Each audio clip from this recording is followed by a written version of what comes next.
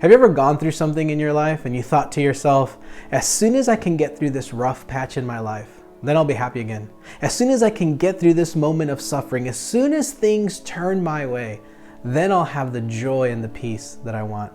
But I think you can all agree that there have probably been times in your life where things were going the way you wanted them to, and yet you still didn't have the peace and the happiness you thought you were going to have. And that's because our circumstances, our situations, the things that are going on around us, those don't actually determine our peace. Those don't actually give us happiness.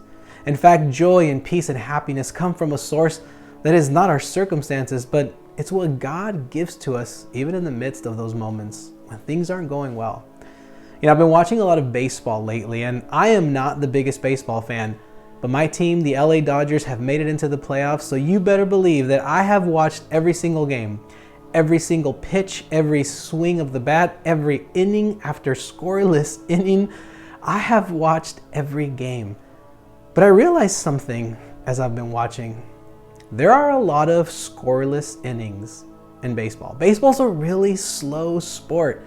There have been some times where I'm bored out of my mind watching this, but I think to myself, I can't look away, because the moment that I look away, something good is going to happen. And then inevitably, every single game, there is this exciting moment, a home run, a stolen base, someone steals home base, something exciting happens, and I think to myself, all of this waiting was worth it. I began to think how life often mirrors the game of baseball. In life, we live in this tension. Oftentimes when we're offering up prayers to the Lord and we're asking God, please help me with this. God, please bring healing to this thing. God, help me get resolution on this matter. And sometimes we feel like God isn't answering fast enough. And in those moments when we feel like we're waiting way too long, we can become discouraged. We can become disheartened. We can get anxious and worried and down and depressed. And we begin to think to ourselves, help is never coming. But then in those moments, we see a glimpse of God when all of a sudden your prayer is answered. And maybe it's not answered in the way that you wanted to, exactly the way you wanted it to be, but yet God still shows up. Just like those baseball players in the bottom of the ninth hit that home run to win that game, God often shows up at exactly the right time, even when it feels like it was an eternity for us. You see, it's in those moments of our waiting, in those moments of tension in our life, where we're not exactly sure how things are going to turn out, that God is inviting you that even though you can't see with your eyes how things are going to get any better, that it's in that moment, precisely in that space, that God is inviting you to see with the eyes of your heart, with your soul, to believe that God can still do impossible things, even if your eyes fail you.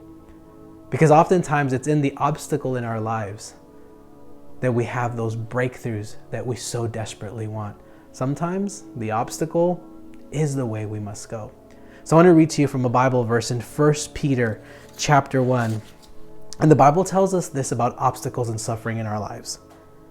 In this you greatly rejoice, though now for a little while you may have had to suffer grief in all kinds of trials.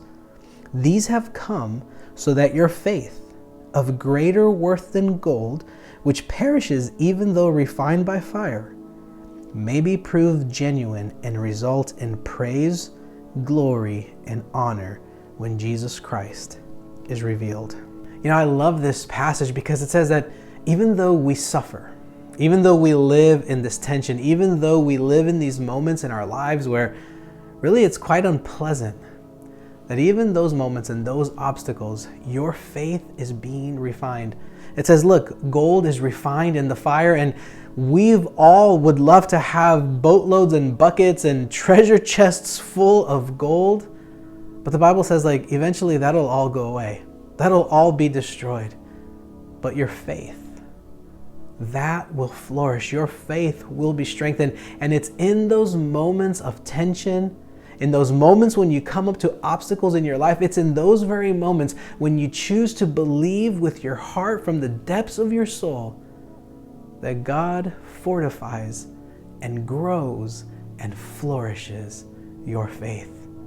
And it is through those moments that you know that the next time something difficult happens in your life, because you were able to overcome the last thing, you'll be able to overcome the next thing that is happening in your life. And really, that is the life of faith. Our joy, our peace, it comes not from the external circumstances in our lives, but from the God who promises to always be there with us. And the very next verse tells us, though you have not seen Jesus, you love him. And even though you do not see him, you believe in him and are filled with an inexpressible and glorious joy. Isn't that wonderful? He's basically saying, even though you can't always see with your eyes a way out of the thing that you're going through, because you believe in the power and the strength of God, you are filled with an inexpressible joy. So it doesn't matter what you're going through. It doesn't matter the sufferings. In fact, oftentimes it's those very things that become opportunities in your life for your faith to grow and be flourished, because when your faith is strong, it doesn't matter how rough the seas are. Your faith will not only keep you afloat, but it'll keep you charging through the storm. And you will have access to this inexpressible joy that only comes from believing from the depths of your soul.